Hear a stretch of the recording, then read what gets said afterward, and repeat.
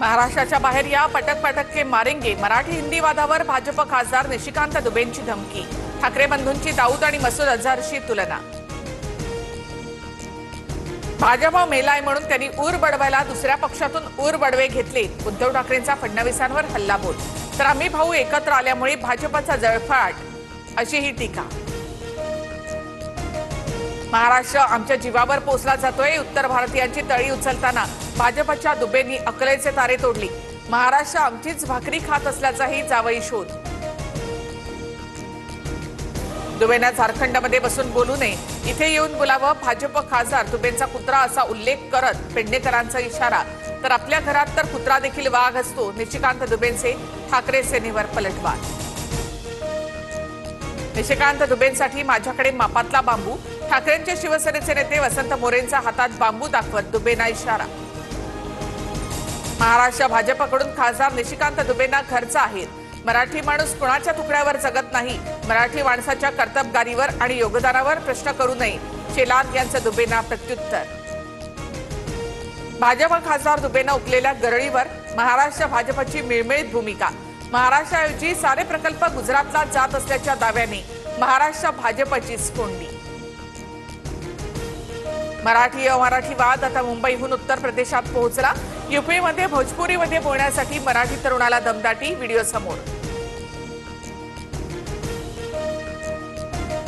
रदाली म्हणणं ही हिणकस आणि विकृत प्रवृत्ती। उद्धव ठाकरेंचा मुख्यमंत्री फडणवीसांवर निशाणा।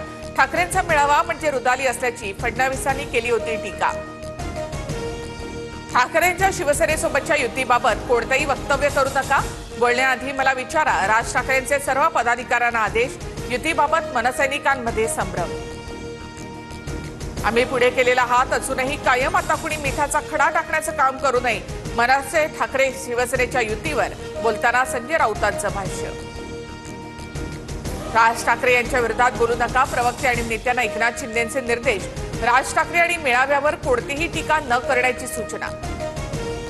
मनसे नेते जावेद शेख यांच्या मुलाचा रस्त्यावर दारू पिऊन धिंगाणा। भरधाव कार चालवत राहिल शेखची सोशल मीडिया इन्फ्लुएन्सर राजश्री मोरेच्या गाडीला धडक। अर्धनग्न अवस्थेत शिवीगाळ। पोलिसांनाही दमदाटी। जावेद शेख आमचे पदाधिकारी, मात्र राहिल शेखचा मनसेशी संबंध नाही। पोलिसांनी योग्य ती कारवाई करावी। मनसे नेते अविनाश जाधव यांची प्रतिक्रिया।